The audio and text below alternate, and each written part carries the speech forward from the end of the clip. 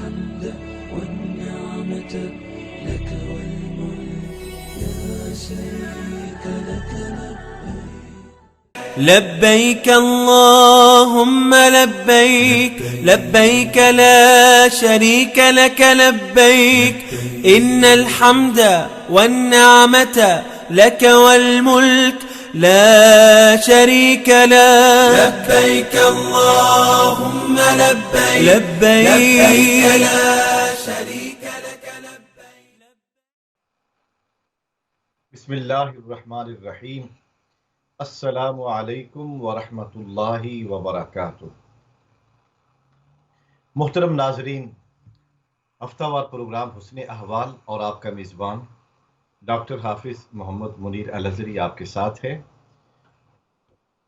آپ جانتے ہیں کہ ہم حج کے مبارک ایام میں ہیں اور اللہ رب العزت کے فضل و کرم سے ایک بار پھر ہمیں حج کے ایام نصیب ہوئے۔ دنیا بھر سے حجاج کرام 2 سال کووڈ کے گزرے جس میں مسلمان حج نہ کر سکے، لیکن اس سال سعودی گورنمنٹ نے 10 لاکھ لوگوں کو حج کرنے کی اجازت دی اور دنیا بھر سے اہل اسلام چوک در چوک اور محبت سے اللہ کی بارگاہ میں حاضری کے لیے جا رہے ہیں۔ کئی پہنچ چکے ہیں اور کئی پہنچنے والے ہیں۔ تو حج کے ایام ہیں اور حج کے ایام میں اللہ رب العزت کا ذکر کرنا، قرآن مجید پڑھنا اور اس کے ساتھ صدقہ و خیرات کرنا، یہ آپ صلی اللہ علیہ وآلہ وسلم کی سنت ہے۔ اور ان ایام میں ایسے افعال خیر کرنے والے کو بہت زیادہ ثواب دیا جاتا ہے۔ آج کی نشست میں ہم حج کی فضیلت اور حج کے ایام میں ہمیں کیا اعمال کرنے چاہیے اس حوالے سے بات کریں گے۔ اللہ رب العزت کا ارشاد ہے سورہ بقرہ آیت نمبر 197، اعوذ باللہ من الشیطان الرجیم، الحج اشہر معلومات۔ حج جو ہے یہ معلوم اور معروف مہینے ہیں۔ فمن فرض فیہن الحج، تو اس مہینے میں جس کے اوپر حج فرض ہو گیا، فلا رفث ولا فسوق ولا جدال فی الحج، تو اسے حج میں کوئی ایسا نافرمانی کا کام، جھگڑا اور حقوق زوجیت کی ادائیگی نہیں کرنی چاہیے۔ وما تفعلوا من خیر یعلمہ اللہ، تم جو بھی نیکی کرتے ہو، یعلمہ اللہ، اللہ تعالیٰ اسے جانتا ہے۔ وتزودوا، اور زاد راہ اکٹھا کرو، فإن خیر الزاد التقوی، اور جو سب سے بہتر زاد راہ ہے وہ تقوی ہے، پرہیزگاری ہے۔ واتقونی، اور مجھ سے ڈرو، یا اولی الالباب، اے عقل مندو، اے وہ لوگوں جو توحید کا شعور رکھتے ہو۔ تو فرزندان توحید کو یہ خطاب کیا جا رہا ہے۔ اللہ رب العزت نے سورہ بقرہ کی اس آیہ پاک میں حج کی فضیلت کو بیان کیا اور ان لوگوں کے لیے جو کہ حج کرنے کے لیے جا رہے ہیں، پہنچنے والے ہیں اور وہ اس سال حج کی سعادت حاصل کریں گے۔ اور الحمدللہ اس بار حج اکبر ہے، کیونکہ جمعے کے دن عرفہ کا دن ہوگا، یوم عرفہ یوم الجمعہ ہے۔ جس دن عرفہ جمعہ کے دن کی مناسبت سے آ جائے تو وہ حج اکبر ہوتا ہے۔ بڑے خوش نصیب ہیں وہ مرد، وہ عورتیں، وہ بچے، وہ ہمارے بزرگ جو اس بار حج کی سعادت حاصل کرنے کے لیے جا رہے ہیں۔ اللہ رب العزت ان کا حج قبول فرمائے۔ لیکن اس کے ساتھ ساتھ ہم جو حج پہ نہیں جا سکے تو ہمیں کون سے اعمال کرنے چاہیے تاکہ ہمیں بھی وہ ثواب حاصل ہو، وہ فضیلت حاصل ہو جو حج کرنے والوں کو فضیلت حاصل ہوتی ہے۔ سب سے پہلی بات تو یہ ہے کہ ان ایام میں روزے رکھنا، 9 ایام کے روزے رکھنا، یہ بہت بڑا ثواب ہے۔ حضور اکرم صلی اللہ علیہ وآلہ وسلم کا ارشاد مقدس ہے کہ اس میں ایک دن کی عبادت اور ایک دن کا روزہ جو ہے وہ 1 سال کے روزے کے برابر ہے، اور اس میں ایک رات کی عبادت لیلۃ القدر کی عبادت کے برابر ہے۔ تو گویا کہ یہ پہلے 9 دن جو ہے جن ایام سے اب ہم گزر رہے ہیں، یہ ایام حج ہیں، حج کے ایام ہیں، حج کے دن ہیں۔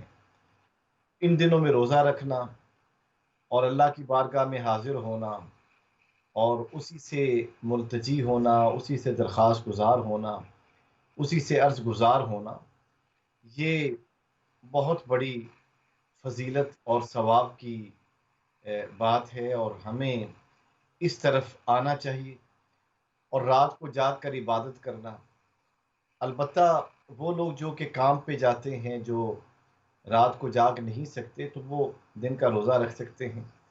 اگر آپ صحت مند ہیں، اگر آپ کے پاس قدرت ہے، طاقت ہے اور آپ روزہ رکھ سکتے ہیں تو روزہ رکھیں، اور اگر طاقت اور قدرت نہیں ہے تو پھر آپ جو ہے وہ روزہ نہ رکھیں، بلکہ ویسے ہی آپ قرآن کی تلاوت کریں، نوافل کی ادائیگی میں مصروف ہو جائیں، یا کوئی روزہ رکھنے والا ہے تو اس کو روزہ رکھوا دیں، اس کو افطار کروا دیں، جس طرح رمضان کے دنوں میں آپ سحری اور افطاری کرواتے ہیں۔ یہ آپ پر لازم نہیں ہے، یعنی کوئی شخص یہ سمجھے کہ حج کے ایام کے روزے جو ہیں یہ فرض ہیں، یہ فرض نہیں ہیں، یہ نفلی روزے ہیں، اور نفلی عبادت کا ثواب ہوتا ہے اگر کوئی انسان نفلی عبادت کرتا ہے اور بھرپور طریقے سے کرتا ہے تو اللہ رب العزت اسے اس کا ثواب عطا فرماتے ہیں۔ اگر کوئی شخص جو ہے وہ نفلی عبادت نہ کر سکے تو اس کی وجہ سے اس پر لاگو نہیں ہوگا کہ وہ اب کسی کو سحری کروا دے یا افطاری کروا دے۔ ہاں، اگر کوئی شخص ثواب کی نیت سے، کوئی ایسا شخص جو روزے رکھنا چاہتا ہے اور اس کے پاس کھانے پینے کو کچھ نہیں ہے، تو آپ حج کے دنوں میں سحری کے انتظامات اس کے لیے کر دیں، یا آپ اس کے لیے افطاری کے انتظامات کر دیں۔ آپ جانتے ہیں کہ حرم مکہ اور حرم مدینہ شریف میں ان ایام میں بھی سحری افطاری کا انتظام ہوتا ہے۔ البتہ جو حجاج کرام ہیں وہ تو ایک اس کام کے اندر مصروف ہیں، ان کے لیے وہاں پر روزے رکھنے جو ہے وہ نہیں ہے ان کے اوپر روزہ رکھنا، چونکہ وہ ایک بہت بڑا کام کر رہے ہیں، حج کا کام، لہٰذا وہ روزوں کے بغیر ہی اپنی مناسک کی ادائیگی میں مصروف ہو جائیں گے۔ لیکن جو لوگ نہیں جا سکے حج کے لیے، ان کے لیے بتایا جا رہا ہے کہ آپ کیا کریں گے، ہم کیا کریں گے۔ اللہ رب العزت ہم سب کو حج کرنے کی توفیق عطا فرمائے، اور حج جو ہے وہ صحت کے ساتھ ہوتا ہے، بدنی طاقت کے ساتھ ہوتا ہے۔ اگر اللہ نے استطاعت دے رکھی ہے، مال کی استطاعت ہے، اس کے بعد جسم کی استطاعت موجود ہے، اور پھر راستہ بھی پرامن ہے، اور انسان اپنے گھر کو چھوڑ کے جائے تو پیچھے گھر والے جو ہے وہ بآسانی 30 35 40 دن جو ہے وہ گزارا کر سکتے ہیں، تو پھر انسان کو چاہیے کہ وہ حج کرے۔ اور اللہ رب العزت کا ارشاد ہے وَلِلَّهِ عَلَى النَّاسِ حِجُّ الْبَيْتِ مَنِ اسْتَطَاعَ إِلَيْهِ سَبِيلًا، اور اللہ کی ذات کے لیے اس پر حج کرنا فرض ہے جو حج کرنے کی طاقت رکھتا ہو۔ تو اس آیہ پاک میں بڑے واضح طور پر حج کرنے کے متعلق بتایا گیا کہ حج کس کے اوپر فرض ہوگا، جو مسلمان ہے، جو عاقل ہے، جو بالغ ہے، جو جسمانی طاقت بھی رکھتا ہے، کوئی بیماری بھی نہیں ہے، اس کے پاس پیسہ بھی موجود ہے، اور اتنا پیسہ ہے کہ وہ حج کے لیے جائے تو اس کے گھر والی بآسانی جو ہے وہ گزارا کر سکتے ہیں۔ اور پھر راستہ بھی پرامن ہے۔ آیا کسی بچے کے اوپر جو ہے وہ حج فرض ہوگا؟ بچے کے اوپر حج فرض نہیں ہوتا۔ البتہ اگر کوئی بچہ حج کرنے جائے گا تو اس کا ثواب ضرور ملے گا، اس کے والدین کو اس کا ثواب ملے گا، کیونکہ بچے کے اوپر ابھی تک حج فرض ہی نہیں ہوا۔ حج کی جو اہم شرائط ہیں ان میں ایک شرط یہ بھی ہے کہ وہ بالغ ہو۔ بچہ مسلمان تو ہے لیکن ابھی تک بالغ نہیں ہوا، وہ شریعت کے احکام کا مکلف ہی نہیں ہوا، لہٰذا اس کے اوپر ابھی حج فرض نہیں ہے۔ البتہ کوئی والدین بچے چھوٹے ہوتے ہیں تو اب پیچھے کس کے پاس چھوڑ کے جائیں گے؟ اگر وہ بچوں کو لے جاتے ہیں حج کرنے کے لیے، 4 سال کا بچہ ہے، 5 سال کا بچہ ہے، اگر وہ بچوں کو لے جاتے ہیں حج کرنے کے لیے تو پھر ان کا حج جو ہے وہ ہو جاتا ہے، اور وہ نفلی حج ہے، اللہ رب العزت قبول فرمانے والا ہے۔ تو یہ ضمناً بچوں کے حوالے سے ایک بات آ گئی تو شریعت کا حکم بیان کر دیا۔ اس کے ساتھ ساتھ یہ بھی جاننا ضروری ہے کہ اگر کوئی شخص جو ہے وہ حج بدل کروانا چاہتا ہے یا حج بدل کرتا ہے، اس کی بھی اجازت ہے کہ ایک انسان جو ہے اس کے پاس پیسہ تو موجود ہے، راستہ بھی پرامن ہے، اس کے اوپر حج بھی فرض ہے، لیکن بیمار ہو گیا یا کسی وجہ سے وہ رک گیا ہے، وہ جا نہیں سکتا۔ اب وہ حج بدل جو ہے وہ کسی کو کہہ دے کہ میری طرف سے تو حج کر لے، تو وہ کسی کو بھیج دے اور اس کی طرف سے حج ہو جائے گا، اس کو اس کا ثواب مل جائے گا۔ تو ایسا بھی قرآن و حدیث کی روشنی میں شریعت نے اس کی اجازت دے رکھی ہے۔ اللہ رب العزت سب کو جو طاقت رکھتے ہیں اپنے گھر کی زیارت کی توفیق عطا فرمائے، اپنے گھر میں حاضری کی اور اس کے بعد طواف کرنے کی، حج کرنے کی، عرفہ کے دن اللہ کی بارگاہ میں حاضری کی، اللہ تعالیٰ توفیق عطا فرمائے۔ تو حج کے ایام کی فضیلت میں عرض کر رہا تھا کہ حج کے ایام میں ایک تو روزہ رکھیں، یہ روزے نفلی ہیں، یہ فرض نہیں ہے۔ اگر آپ جو ہے وہ خود بھی روزہ رکھیں، دوسروں کو بھی رکھوائیں، دوسروں کو سحری بھی کروائیں، دوسروں کو افطاری بھی کروائیں تو اس کی اجازت ہے، اور یہ فرض نہیں ہے، البتہ نفل کے طور پہ جو ہے وہ آپ کر سکتے ہیں۔ اسی طریقے سے ایک اور اہم مسئلہ وہ یہ ہے کہ آپ کی جو قربانی ہے، وہ قربانی اگر آپ حج کرنے کے لیے نہیں جا رہے ہیں تو وہ قربانی آپ یہاں پر کریں گے، وہاں پر نہیں کریں گے۔ یہاں پر کریں گے جس ملک میں آپ رہتے ہیں، آپ جو ہے اس ملک کے اندر کریں گے، یا اگر آپ اس ملک کے اندر نہیں کرنا چاہتے، آپ کہیں بھی اپنی قربانی کروانا چاہتے ہیں تو پھر آپ قربانی کروا سکتے ہیں۔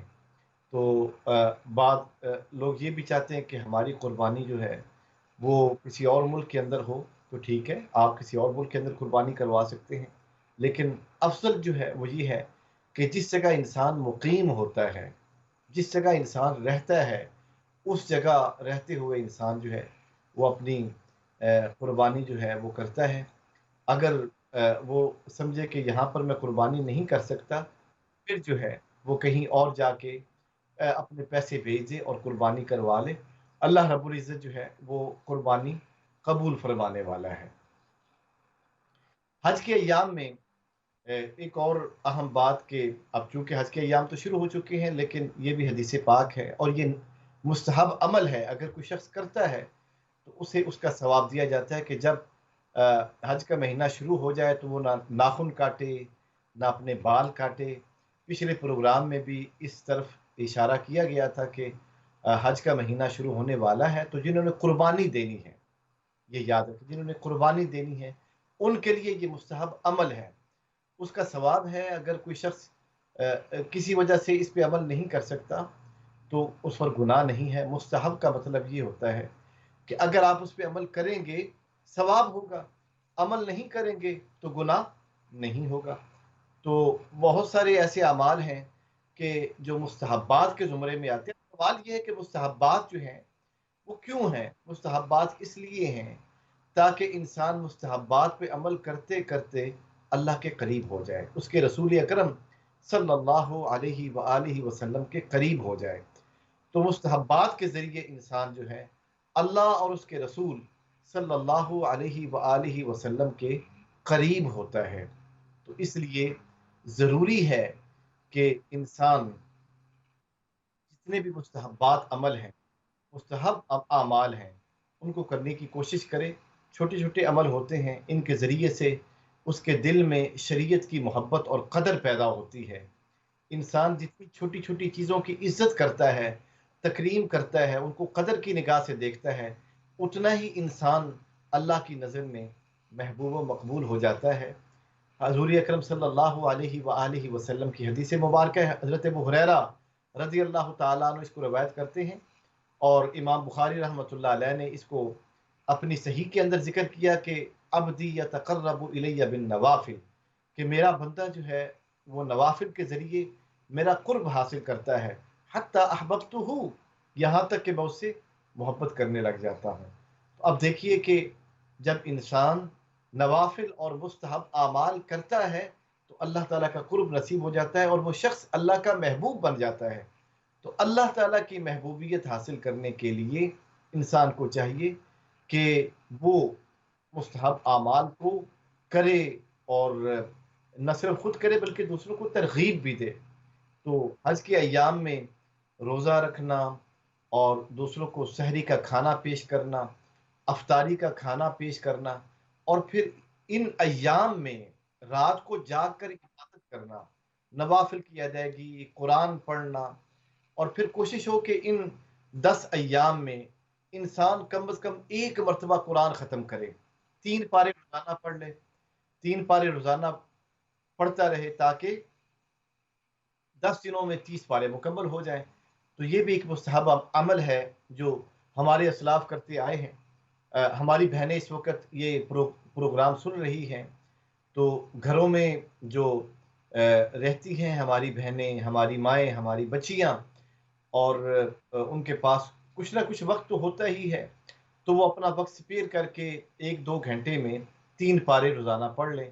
آج سے شروع کر لیں تو 4 پارے پڑھنا شروع کر دیں، انشاءاللہ 5 پارے پڑھنا شروع کر دیں، تو جمعے تک جو ہے وہ یا ہفتے تک جو ہے ان کا پورا قرآن ہو جائے گا، اور ان کو اس کا ثواب ملے گا۔ پھر اس کے ساتھ ساتھ یہ ہے کہ ان ایام میں قرآن مجید کی مخصوص صورتیں، کہ جن صورتوں کا ترجمہ ساتھ پڑھا جائے، سورہ یاسین ہے، سورہ ملک ہے، سورہ حجرات ہے، سورہ واقعہ ہے، سورہ رحمان ہے، اور دیگر جو صورتیں ہیں۔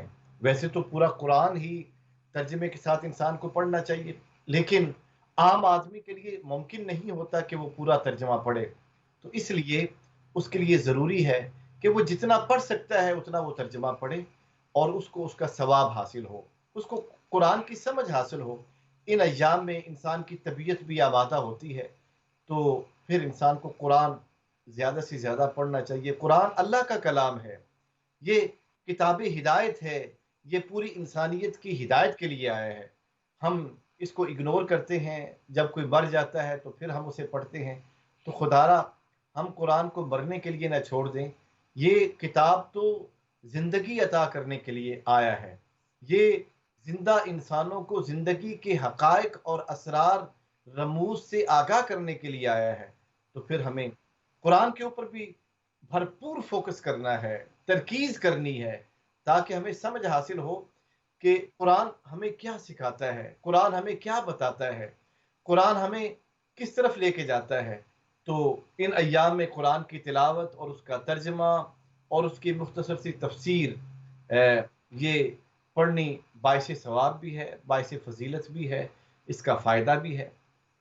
اس کے ساتھ ساتھ اسٹڈی سرکل اپنے گھر والوں کے ساتھ، حج کے ایام ہیں تو حج کے ایام میں انسان جو ہے وہ اپنے گھر والوں کے ساتھ بیٹھ کر قرآن کا ترجمہ پڑھے، اور ساتھ حج کے جو مناسک ہیں ان کو دہرائے اپنے گھر والوں کے ساتھ، کہ حج جو ہے وہ کیسے کیا جاتا ہے، طواف قدوم کیا ہوتا ہے، اس کے بعد پھر انسان عرفات کے میدان میں کب جائے گا، انسان جو ہے وہ جمرات پہ کب جائے گا، انسان جو ہے وہ طواف وداع کب کرے گا، قربانی کب کرے گا، یہ سارے مناسک جو ہے وہ دہرائے بیٹھ کر، تاکہ پتہ چلے کہ حج ہوتا کیا ہے۔ کل کو ہمارے بچوں نے بھی حج کرنا ہے، اور ہماری آنے والی نسلیں جو ہے وہ اللہ کی بارگاہ میں حاضر ہوتی رہیں گی۔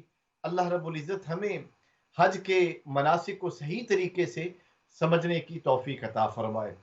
اسی طریقے سے ہماری مساجد جو ہیں، ہمارے مدارس، ہمارے اسلامک سینٹرز UK کے اندر، یورپ کے اندر جو موجود ہیں، وہ بچوں کے لیے خصوصی نشستوں کا اہتمام کریں، خصوصی کلاسز کا اہتمام کریں کہ جس میں وہ انہیں بتائیں کہ حج کیا ہوتا ہے، حج کے ایام کیا ہوتے ہیں، حج کے فضائل کیا ہوتے ہیں۔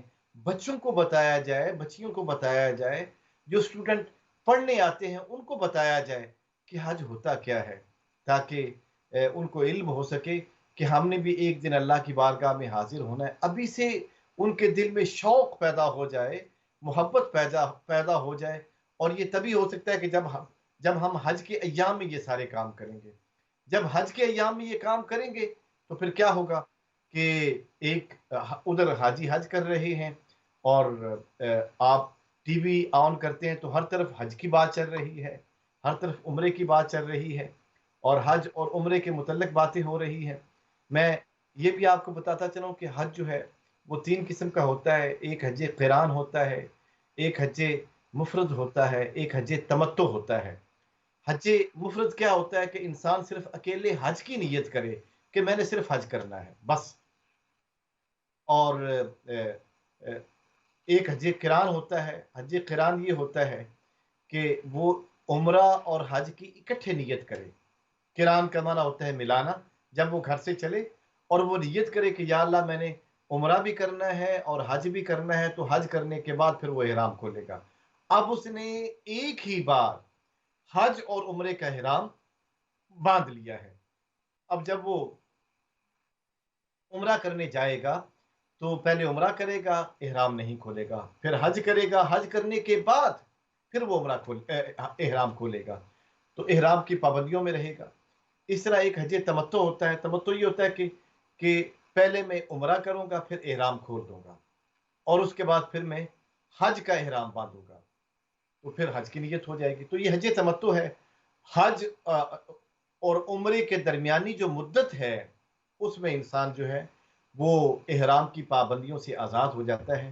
تو یہ 3 قسم کا حج ہے جو حجاج کرام کرتے ہیں، جو جاتے ہیں، یا وہ حج قران کرتے ہیں، یا حج مفرد کرتے ہیں، یا حج تمتع کرتے ہیں۔ اللہ رب العزت ہمیں اپنی بارگاہ میں حاضری کی توفیق عطا فرمائے، اور پھر ان ایام میں جو تکبیرات ہیں ان کو بھی پڑھنا چاہیے۔ اللہ اکبر، اللہ اکبر، لا الہ الا اللہ، اللہ اکبر، اللہ اکبر، وللہ الحمد۔ تو یہ تکبیرات پڑھنی چاہیے۔ اسی طرح دیگر جو طواف کے اندر ہم کہتے ہیں لبیک اللہم لبیک لا شریک لک لبیک ان الحمد والنعمت والملک لا شریک لک لبیک اللہم لبیک، تو یہ تکبیرات بھی ہمیں پڑھنی ہے۔ اے اللہ میں حاضر ہوں، تیری بارگاہ میں حاضر ہوں، تو ہی ایک ذات ہے، تیرا کوئی شریک نہیں، اور تو اکیلے ساری بادشاہتوں کا مالک ہے، ساری کائنات کا مالک ہے، میں تیرا بندہ تیری بارگاہ میں حاضر ہوں۔ تو اگرچہ ہم وہاں پر حاضر نہ ہو سکے حج کرنے کے لیے، لیکن کم از کم ان جملوں کے ذریعے، ان تکبیرات کے ذریعے شعوری طور پر، روحانی طور پر ہم وہاں پر حاضر تو ہو سکتے ہیں، ان کے ساتھ شامل تو ہو سکتے ہیں۔ ہم یہ عرض تو کر سکتے ہیں لبیک اللہم لبیک لا شریک لک لبیک ان الحمد والنعمت والملک لا شریک لک۔ تو یہ تکبیرات جب ہم ادا کریں گے تو شعوری طور پر اور روحانی طور پر ہم اپنے آپ کو وہاں پر محسوس کریں گے کہ ہماری روح جو ہے وہاں پر موجود ہے۔ اور یہ کتنا خوبصورت تصور ہے ایک انسان کے لیے، ہماری ایک بہن کے لیے، ہماری ایک ماں کے لیے، ہمارے بچوں کے لیے، ہمارے بزرگوں کے لیے، کہ جب وہ کلمات ادا کرے تو وہ اپنے آپ کو روحانی طور پر وہ وہاں پر محسوس کرے، قلبی طور پر، دلی طور پر انسان کا دل جو ہے وہ کعبۃ اللہ کے سامنے ہو۔ اس سے بڑی اور کیا بات ہو کہ انسان کا جسم یہاں ہے لیکن اس کی روح جو ہے وہ طواف کر رہی ہے کعبہ کا، اور اس کا دل جو ہے وہ اللہ اور اس کے رسول کی محبت سے بھرپور ہے، سرشار ہے، تو ان ایام میں ہمیں حج کا شعور جو ہے وہ لے کر چلنا ہے۔ ہم نہیں جا سکے تو اللہ تعالیٰ سے دعا کرتے ہیں کہ یا اللہ ہمیں اگلے سال حاضری کی توفیق عطا فرما، لیکن ہمیں شعوری طور پر، روحانی طور پر وہاں پر موجود ہونا ہے۔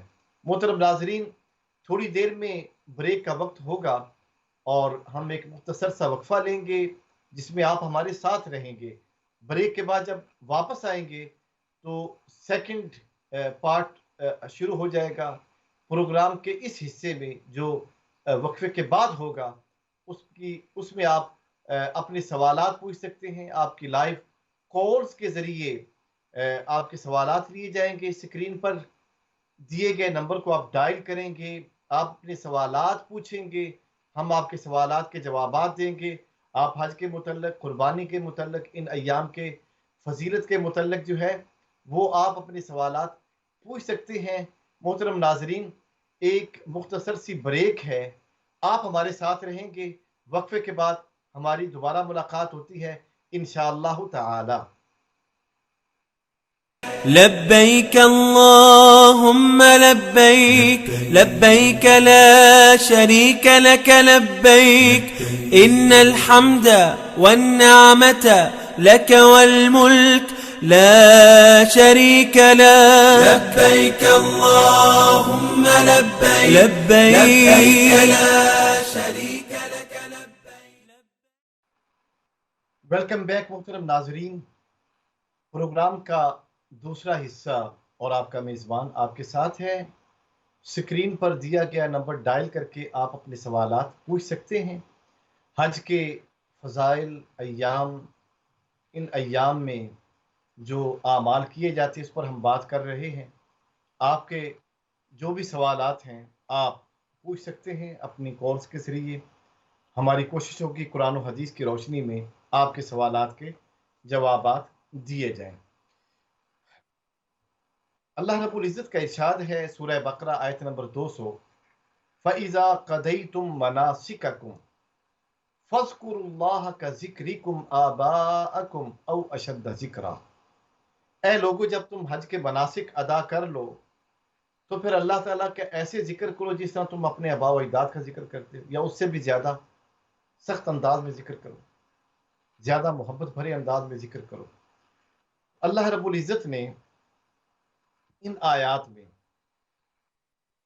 حکم دیا ہے وہاں جو حجاج حج کے مناسک ادا کر رہے ہیں کہ آپ جب مناسک کی ادائیگی کر چکیں تو پھر اللہ تعالیٰ کو خوب یاد کریں، محبت سے یاد کریں، اور یہاں پر رہنے والے بھی ان کی نقل کرتے ہوئے ان کی اتباع میں، ان کی پیروی میں اللہ تعالیٰ کا ذکر کریں۔ اس میں تکبیرات ہیں، اللہ اکبر، اللہ اکبر، لا الہ الا اللہ، اللہ اکبر، اللہ اکبر، وللہ الحمد۔ اب اس میں کتنی مٹھاس ہے اور اس میں کتنی لذت ہے اس لفظ کے بولنے میں، جب ہم اللہ کو ایک مانتے ہیں۔ ہم کہتے ہیں کہ اللہ سب سے بڑا ہے، اس سے بڑی اور کوئی بات نہیں۔ دنیا کی اور اس کائنات کی سب سے بڑی بات اللہ اکبر ہے، اللہ سب سے بڑا ہے۔ محترم ناظرین، ہمارے ساتھ ایک کالر ہے، دیکھتے ہیں ہم سے کیا پوچھتے ہیں۔ السلام علیکم ورحمۃ اللہ وبرکاتہ۔ وعلیکم السلام، اور تمام ناظرین کو اور آپ سب کو اس سال کا آنے والا حج مبارک ہو۔ میرے پاس دو سوالات ہیں، میں آپ سے پوچھنا چاہ رہی تھی۔ ایک تو یہ کہ بعض لوگ کہتے ہیں کہ جو لوگ نقاب کرتے ہیں حج میں، نقاب کرنا ممنوع ہے، تو کیا بغیر نقاب کے حج کرنا چاہیے یا نقاب کے ساتھ حج کیا جا سکتا ہے؟ اور دوسرا سوال یہ ہے کہ ہر نماز کے بعد، جیسے جو لوگ حج پر نہیں گئے ہیں یا ہم لوگ تکبیر پڑھتے ہیں، لیکن اگر ہم بھول جائیں فوراً پڑھنا، تو کیا جب جس وقت بھی یاد آئے نماز فرض پڑھنے کے بعد اس وقت پڑھ لیں، اور اگر نہ پڑھیں یا بالکل بھول گئے اگلی نماز کے وقت تک تو اس کا کیا کوئی کفارہ ہوگا، یا جس وقت یاد آئے اس وقت پڑھ لیا جائے؟ بس یہی 2 سوال ہیں۔ بہت شکریہ۔ آپ کا پہلا سوال نقاب کے حوالے سے، تو یقیناً نقاب کر کے اور نقاب کے ساتھ دونوں صورتوں میں جائز ہے، اس میں کوئی ایسا مسئلہ نہیں ہے۔ دوسری بات یہ ہے کہ اگر نقاب کسی بیماری کی وجہ سے کیا جا رہا ہے، جیسے کہ آج کل جو ہے وہ وبا کا دور ہے، اور بالخصوص جب بہت زیادہ لوگ اکٹھے ہوں تو وہاں پر جو مسائل پیدا ہوتے ہیں ان سے بچنے کے لیے خواتین جو ہیں وہ نقاب کر لیں، یا جیسے ماسک عمومی طور پہ تقریباً تمام نے آج کل پہنا ہوا ہے، تو وہ بھی ایک نقاب کی صورت بنتا ہے، وہ بھی ٹھیک ہے۔ تو اگر عورت نقاب کرے یا نہ کرے، دونوں صورتوں میں اس سے حج پہ کوئی اثر نہیں پڑتا، اور یہ حج کے واجبات میں سے نہیں ہے کہ آپ ہر صورت میں نقاب نہ کریں یا کریں، یہ حج کے ارکان میں سے نہیں ہے۔ اگر کوئی کرتا ہے تب بھی ٹھیک ہے، نہیں کرتا تب بھی ٹھیک ہے۔ بعض لوگ جو ہے وہ ایک طبی طور پہ وہ خواتین جو ہیں وہ کرنا چاہتی ہیں، تو بالکل ان کے لیے بھی اجازت ہے کہ وہ نقاب کر لیں، اور اگر کسی بیماری کی وجہ سے کر رہی ہیں تب بھی، کسی اور وجہ سے بھی کر رہی ہیں تب بھی جائز ہے۔ اگر وہ نہیں کرتی تو وہاں پر ایک ایسا ماحول ہے کہ جس میں سارے جو ہے وہ اللہ کی بارگاہ میں حاضر ہیں اور اللہ کی عبادت کر رہے ہیں، تب بھی درست ہے۔ تو دونوں صورتیں جو ہیں درست ہیں، اور اس میں کسی قسم کی شرعی قباحت نہیں ہے۔ دوسری بات آپ نے پوچھی تکبیرات کے حوالے سے، تو یہ بھی مستحب عمل ہے، تو اس پہ کوئی جو ہے وہ عقاب جو ہے وہ لاگو نہیں ہوتا، نہ یہ ہم کہہ سکتے ہیں کہ اگر تکبیرات جو ہے وہ فوت ہو گئی ہیں تو اس میں کوئی گناہ لازم آ رہا ہے، گناہ لازم نہیں آتا، یا کوئی اور بھی صورت اس کے اوپر لاگو نہیں ہوتی۔ یہ مستحب عمل ہے کہ اللہ تعالیٰ کی تعظیم اور اس کی حرمت کو دل میں تصور کرتے ہوئے، تاکہ اللہ تعالیٰ کی محبت دل میں آئے، اس لیے تکبیرات کا عمل ہوتا ہے۔ اور پھر 9ویں ذی الحجہ سے لے کر 9ویں ذی الحجہ کی فجر سے لے کر 13 ذی الحجہ کی عصر تک ہر نماز کے بعد یہ تکبیر پڑھنا جو ہے یہ ضروری ہے، یہ واجب ہے۔ جب بھی آپ پڑھیں تو یہ ضرور تکبیر پڑھیں، اور ہمیں یہ پڑھنی ہے تکبیرات۔ اور اگر کوئی انسان جو ہے وہ کسی وجہ سے رہ جاتا ہے، اس کے اوپر کفارہ وغیرہ نہیں ہوتا، البتہ یہ ہے کہ ایک ثواب میں کمی کہہ لیں، یا ایک جو عمل تھا اس نے اس کو چھوڑا ہے، تو اس کمی کی وجہ سے جو ہے وہ ایک نقص محسوس ہوتا ہے، تو البتہ اس کے اوپر کفارہ نہیں ہوگا۔ اپنی طرف سے اس کمی کو پورا کرنے کے لیے اگر وہ صدقہ و خیرات کر دے، جو ثواب کے اندر کمی آ رہی ہے، تو وہ صدقہ و خیرات کے ذریعے ثواب کی کمی جو ہے وہ پوری ہو جائے گی۔ تو اس حوالے سے فقہا نے یہی تصریحات کی ہیں، شریعت کی روشنی میں ہمیں یہی چیزیں ملتی ہیں کہ اگر کسی وجہ سے تکبیرات رہ جاتی ہیں تو اس کے اوپر کوئی عقاب نہیں ہے، اور اس کے اوپر کوئی سزا مرتب نہیں ہوتی، کوئی کفارہ نہیں ہوتا۔ البتہ یہ ہے کہ ایک کمی ہوتی ہے، ثواب کی نقص محسوس ہوتا ہے، اس کمی کو پورا کرنے کے لیے بعد کے ایام میں انسان صدقہ و خیرات کر دے، کسی کی خدمت کر دے، لیکن کوشش کرے کہ تکبیرات کو ادا کرے، بالخصوص 9ویں ذی الحجہ کی فجر کی نماز سے لے کر 13ویں ذی الحجہ کی عصر کی نماز تک یہ تکبیرات جو ہے وہ پڑھے، اور اس کے علاوہ بھی جب بھی اسے یاد آئیں وہ تکبیرات پڑھے۔ اگر کسی وجہ سے رہ جاتی ہیں تو ان تکبیرات کو ادا کر سکتا ہے۔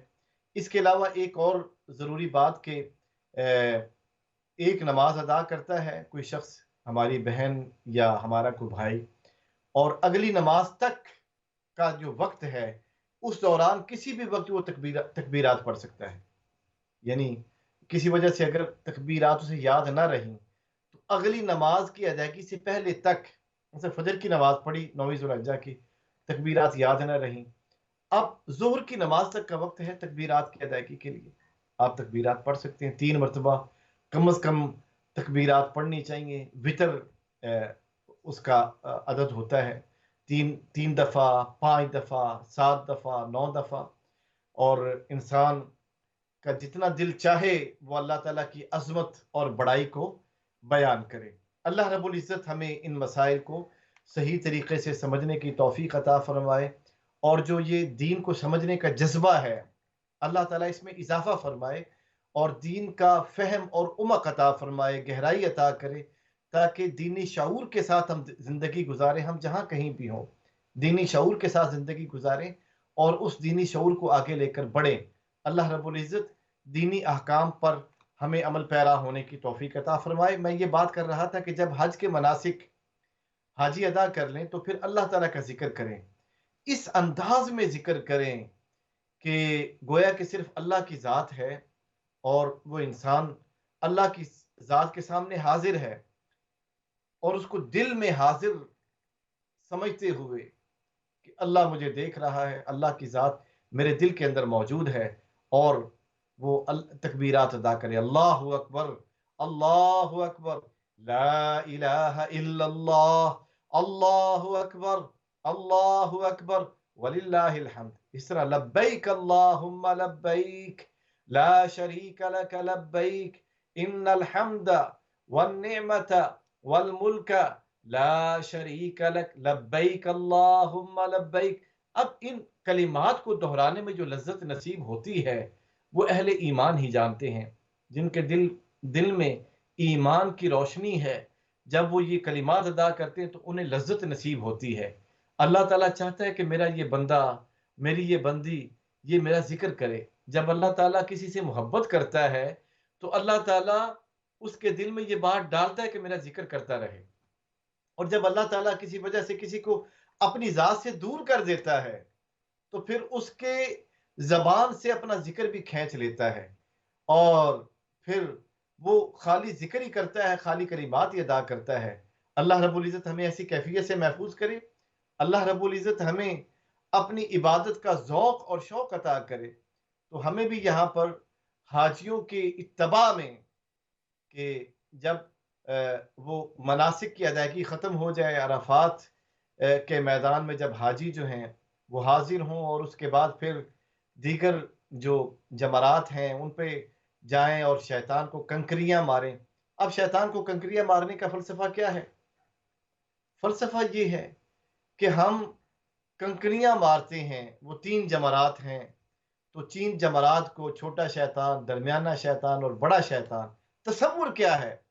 یہ حضرت ابراہیم علیہ السلام کو 3 بار شیطان نے روکا تھا کہ آپ بیٹے کی قربانی کیوں دے رہے ہیں. تو وہاں پر 3 مرتبہ آپ نے اس کا انکار کیا، اس کی بات نہیں مانی، اللہ کی بات کو مانا. اللہ رب العزت نے اس عمل کو پسند فرمایا اور اسے بھی حج کا حصہ بنا دیا. تو حج میں شیطان کو کنکری مارنے کا تصور کیا ہے؟ کنکری مارنے کا تصور یہ ہے کہ انسان یہاں پر یہ تصور کرے کہ وہاں حاجی شیطان کو کنکریاں مار کر اللہ کے قریب ہو رہے ہیں اور شیطان سے دور ہو رہے ہیں. میں بھی قلبی طور پر شیطان سے دور ہوتا ہوں اور اللہ کے قریب ہوتا ہوں، کیونکہ ان الشیطان لکم عدو مبین. شیطان تمہارا کھلا دشمن ہے، وہ تمہیں کسی صورت بھی اچھائی کے راستے پر نہیں چلنے دے گا.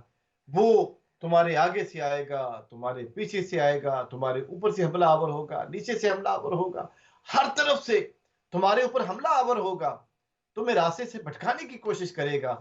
لیکن اگر تم اللہ کے مخلص بندے بن جاؤ تو اللہ تعالیٰ جو ہے وہ تمہیں شیطان کے وار سے بچا لے گا، کیونکہ وہی طاقت جب اس کا نام لیا جاتا ہے تو انسان شیطان سے محفوظ ہو جاتا ہے. تو ان ایام میں یہ تصور بھی کرنا ہے کہ ہم شیطان کو اپنی ذات سے دور کر رہے ہیں. اس کے لیے لا حول ولا قوت الا باللہ العلی العظیم، یہ مجرب عمل ہے کہ ان کلمات کے ادائیگی سے، یہ قرآنی کلمات ہیں، حدیث کے اندر آئے ہیں. تو لا حول ولا قوت الا باللہ العلی العظیم، لا حول ولا قوت الا باللہ العلی العظیم، شیطان کو اپنی ذات سے دور بھگانے کے لیے یہ یہ کلمات ادا کرنے. اسی طریقے سے قربانی کا عمل ہے جو حاجی وہاں پر کرتے، تو ان کی اتباع میں ہم نے بھی قربانی کرنی ہے یہاں پر. تو قربانی ہر اس شخص پر واجب ہے جس پر زکوٰۃ واجب ہے. اگر ہم اپنے کسی بچے کی طرف سے کرتے ہیں، بچی کی طرف سے قربانی کرتے ہیں، تو وہ بھی قربانی ہو جائے گی، لیکن بچوں پر قربانی واجب نہیں ہوتی، نفلی قربانی کنسیڈر ہوتی ہے. تو ہم قربانی جو ہے اس کی دو قسمیں ہمارے سامنے ہیں، ایک نفلی قربانی ہے اور ایک واجب قربانی ہے. واجب قربانی جو ہے وہ تو ظاہر ہے. نفلی قربانی اگر ہم اپنے بچوں کی طرف سے دینا چاہیں، مرحومین کی طرف سے دینا چاہیں، ہمارے والدین اس دنیا میں نہ رہے، ان کی طرف سے ہم قربانی دے رہے ہیں، تو پھر وہ قربانی جو ہے وہ نفلی کنسیڈر ہوگی. حضور اکرم صلی اللہ علیہ وآلہ وسلم نے جب آخری حج ادا فرمایا تو پوری امت کی طرف سے قربانی دی. اب دیکھیے کہ ہمارے نبی صلی اللہ علیہ وآلہ وسلم کس قدر ہم سے محبت فرماتے ہیں، کس قدر محبت فرماتے ہیں. آپ نے اس قدر محبت فرمائی کہ ہمیں جو ہے وہ اپنی قربانی میں شامل کیا. اس وقت آپ نے قیامت تک آنے والی امت کی طرف سے قربانی کر دی. کیا محبت ہے نبی کی اپنی امت سے. اب امت بھی اپنی محبت پیش کرے اللہ رب العزت کی بارگاہ میں کہ ہم بھی اپنے نبی کے ساتھ محبت کرتے ہیں صلی اللہ علیہ وآلہ وسلم. آقا دو عالم صلی اللہ علیہ وآلہ وسلم کی طرف سے وہ قربانی ہم پیش کریں، اہل بیت کی طرف سے قربانی پیش کریں. ہمارے جو مرحومین ہیں، دادا دادی، نانا نانی، یا ہمارے ماں باپ اس دنیا میں نہ رہے، ان کی طرف سے ہم قربانی کریں، تو یہ نفلی قربانی ہے اور اس کا ثواب انہیں قبر کے اندر پہنچتا ہے. ایصال ثواب کریں کہ یا اللہ تو نے ہمیں توفیق دی، پیسہ دیا، تو ہم جو ہے وہ نفلی قربانی کر رہے ہیں. تو نفلی قربانی جو ہے وہ انسان کرے اور اس نفلی قربانی کے ذریعے جو ہے ہم اس کا ایصال ثواب کریں. تو یہ حج کے ایام میں جن لوگوں نے ابھی تک اپنی قربانی بک نہیں کی تو اپنی قربانی بھی بک کر لیں. اگر یہاں آپ کرنا چاہتے ہیں یہاں قربانی کر لیں. تو یہ قربانی کی دو قسمیں یقیناً ہر ایک کے علم میں ہیں، ایک واجب قربانی ہے اور ایک نفلی قربانی ہے. واجب قربانی اسی پر ہے جس پر زکوٰۃ واجب ہے، زکوٰۃ کی ادائیگی واجب ہے. اور نفلی قربانی جو ہے وہ کوئی شخص بھی دے سکتا ہے جسے اللہ رب العزت نے سہولت دی ہے، خوشحالی دی ہے. عموماً ہماری چیریٹیز جو ہیں وہ نفلی قربانی بہت زیادہ اکٹھی کرتی ہیں، واجب قربانی بھی ان کے پاس آتی ہے، لیکن نفلی قربانی کے لیے چیریٹیز کے پاس جو ہے وہ آپ کے نمبر موجود ہیں چیریٹیز کے. آپ ان کو فون کر کے یا آپ خود بھی کسی کو دینا چاہیں، اس ملک میں کرنا چاہیں، برطانیہ میں یا دیگر ممالک میں کرنا چاہیں، تو اس کے جو ہے وہ راستے آپ کے سامنے کھلے ہوئے ہیں، آپ قربانی کریں. اللہ رب العزت ہمیں جو ہے حضرت ابراہیم علیہ السلام کی اس سنت پر عمل پیرا ہونے کی توفیق عطا فرمائے. اسی طریقے سے حج کا ایک اور عمل جو ہے وہ یونٹی ہے، اتحاد ہے، کہ عرفات کے میدان میں جب پوری دنیا سے آئے ہوئے لوگ اکٹھے ہوتے ہیں، اتحاد کا مظاہرہ کرتے ہیں، وہاں پر وہ متحد ہو کر ایک ہو کر اللہ کی بارگاہ میں اللہ تعالیٰ کی عبادت کرتے ہیں، اللہ تعالیٰ کی توحید کا نعرہ بلند کرتے ہیں. تو یہ ایک اتحاد امت کا پیغام ہے، امت ایک ہے ہم، کہ ان امتکم امتا واحدہ، آپ کی امت جو ہے وہ ایک امت ہے، اس میں کوئی رنگ و نسل مذہب کی تفریق نہیں کی جائے گی. اس کا کوئی بھی فقہی مذہب ہو، وہ حنبلی ہے، مذہب حنبلی کے اوپر ہے، حنفی کے اوپر ہے، شافعی ہے، مالکی ہے، وہ امت مصطفیٰ ہے صلی اللہ علیہ وآلہ وسلم. وَكَذَلِكَ جَعَلْنَاكُمْ أُمَّةً وَسَطًا. اسی طرح ہم نے آپ کو جو ہے وہ ایک بڑا بیلنس امت بنایا، امت وسط بنایا ہے، کہ وہ نہ افراد کا شکار ہوتی ہے نہ تفرید کا شکار ہوتی ہے.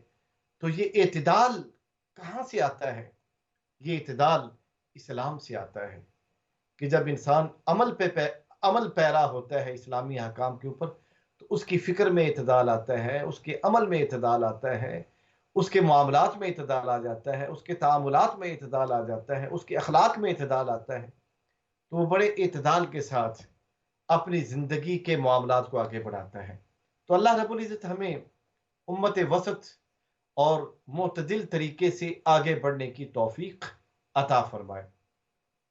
بات کر رہے ہیں ہم حج کے ایام کی، تو ہمیں حج کے ایام میں ایک یہ بھی خیال رکھنا ہے کہ ہمارے اڑوس پڑوس میں جو غرباء، مساکین، بالخصوص ہمارے رشتہ داروں میں جو مسکین لوگ رہتے ہیں، ان کا بھی ہمیں خیال کرنا ہے، ان کو بھی ہمیں دیکھنا ہے کہ وہ کیا کرتے ہیں، ان کے پاس کھانے کو کچھ ہے یا نہیں ہے، پتہ نہیں وہ بھی قربانی کر سکتے ہیں یا نہیں کر سکتے۔ تو انہیں قربانی پیش کرنا یا ان کے پاس قربانی کا گوشت پہنچانا یہ مستحب عمل ہے، بلکہ ضروری ہے۔ قربانی کے 3 حصے ہوں گے، ایک جو ہے وہ گھر والوں کے لیے ہوگا، ایک رشتہ داروں کے لیے ہوگا، ایک غرباء اور مساکین کے لیے ہوگا۔ اور اگر کوئی شخص جو ہے وہ اپنا حصہ بھی مساکین اور غریبوں کو دے دے تو بڑی بات ہے۔ یہاں پر یو کے میں عموماً یہ ہوتا ہے کہ جو قربانی کرتے ہیں تو چونکہ وہ کہتے ہیں جی کہ یہاں تو ہمیں غرباء نظر نہیں آتے، تو جو ریفیوجیز ہیں وہ بھی غرباء اور مساکین کی قسم سے ہیں، تو ان ریفیوجیز تک جو ہے وہ گوشت پہنچانا یہ شریعت پر عمل پیرا ہونا ہے۔ اپنا حصہ ہم اپنے پاس رکھیں گے، دوسرا حصہ جو ہے وہ ہمارے رشتہ دار یہاں پر موجود ہیں، رشتہ داروں کو ہم دے دیں گے۔ اور جو تیسرا حصہ ہے، جو ریفیوجیز ہیں مختلف ملکوں سے آئے ہوئے، ان کے پاس تو اتنے پیسے نہیں ہوتے، تو ان تک قربانی کا گوشت پہنچانا یہ شریعت پر عمل پیرا ہونا ہے۔ مختلف تنظیمیں برطانیہ کے اندر کام کرتی ہیں جو ان ریفیوجیز تک گوشت پہنچاتی ہیں، تو آپ یہ دیکھیے کہ وہ کون سے ادارے ہیں جو یہ حصہ ان ریفیوجیز تک پہنچا سکتے ہیں۔ آپ ان سے کانٹیکٹ کریں، کانٹیکٹ کرنے کے بعد جو تیسرا حصہ ہے وہ ان تک پہنچائیں تاکہ آپ کا وہ حصہ شریعت کے مطابق ان تک پہنچا سکے۔ تو یہ شریعت کا حکم ہے جس پر عمل کرنا ہے۔ اللہ رب العزت ہمیں اس پر بھی عمل پیرا ہونے کی توفیق عطا فرمائے۔ پھر اس میں یہ بھی دیکھیں کہ بعض لوگ گوشت بہت زیادہ کھا لیتے ہیں تو بد ہضمی ہو جاتی ہے، جس سے پیٹ خراب ہوتا ہے، تو گوشت بھی دھیان سے کھانا چاہیے، کیونکہ اسلام جو ہے وہ اعتدال کا حکم دیتا ہے اور اپنے صحت کی رعایت کا حکم دیتا ہے۔ اللہ تعالیٰ کا حکم ہے کلوا واشربوا من رزق اللہ، کھاؤ اور پیو اللہ تعالیٰ کے رزق سے کھاؤ، ولا تسرفوا، فضول خرچی نہ کرو، اس میں اسراف نہ کرو، کسی بھی حوالے سے اسراف نہیں ہونا چاہیے، نہ کھانے میں اسراف ہونا چاہیے، نہ پینے میں اسراف ہونا چاہیے، نہ کسی بھی عمل کے اندر اسراف ہونا چاہیے۔ وہ عمل جتنا ہے اس کو اسی مقدار میں کرنا چاہیے۔ یہ نہ ہو کہ ایک دن جو ہے وہ آپ 100 رکعتیں پڑھ لیں اور اگلے دن ساری نمازیں ہی بھول جائیں۔ اسلام اس بات کا حکم نہیں دیتا۔ اسلام یہ کہتا ہے کہ تھوڑا عمل ہو، روزانہ ہو، یہ اس عمل سے بہتر ہے جو بہت زیادہ اور کبھی کبھار ہو۔ اس کا اسلام حکم نہیں دیتا۔ تو اسلام اس طرف ہماری رہنمائی کرتا ہے کہ تھوڑا عمل ہو لیکن وہ ہوتا رہے ہمیشہ، وہ عمل محبوب ہے اللہ کی بارگاہ میں۔ اللہ رب العزت ہمیں ایسے اعمال کرنے کی بھی توفیق عطا فرمائے۔ تو حج کے ایام میں ہمیں اپنے غریب رشتہ داروں کا بھی خیال کرنا ہے، غرباء اور مساکین کا بھی خیال کرنا ہے۔ جب انسان شریعت کے احکام پہ عمل کرنے کی سوچتا ہے، فکر کرتا ہے، اس کے لیے راہیں استوار ہو جاتی ہیں، اس کے لیے جو ہے وہ راستے کھلنے شروع ہو جاتے ہیں۔ اللہ تعالیٰ خود اس کی رہنمائی فرماتا ہے، اللہ تعالیٰ اس کے لیے راستے کھول دیتا ہے، راستے بند نہیں ہوتے کسی انسان کے لیے۔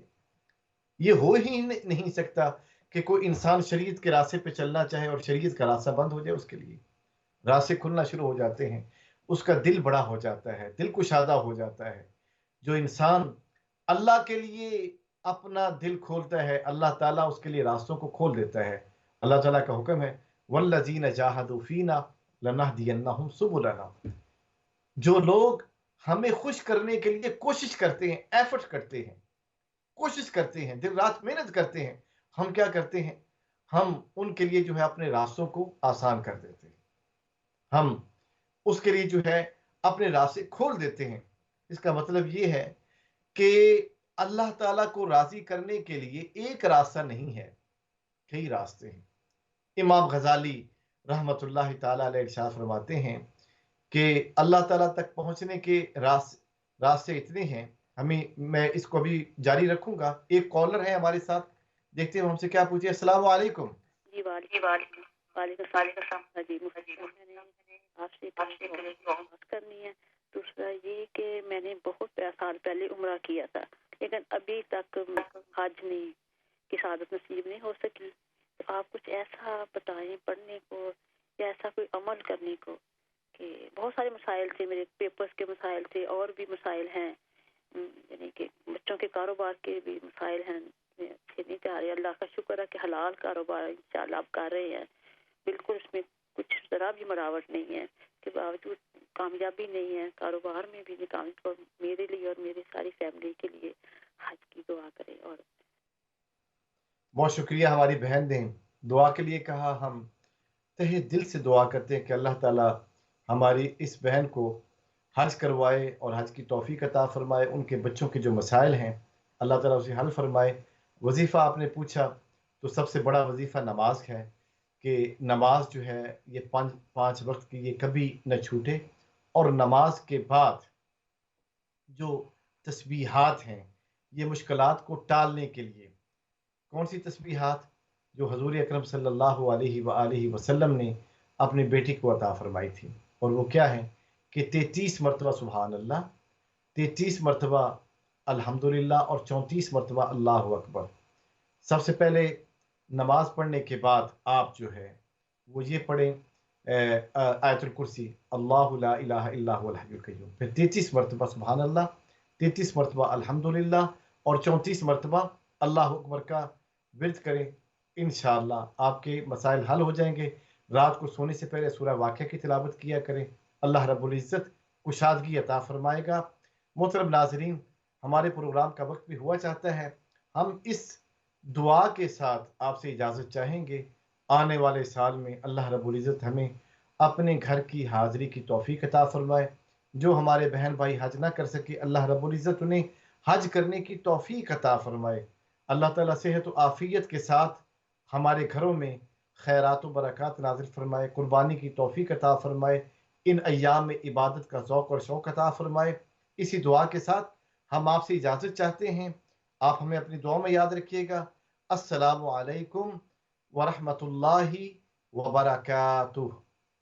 لبيك اللهم لبيك، لبيك لا شريك لك لبيك، إن الحمد والنعمة لك والملك لا شريك لك. لبيك اللهم لبيك.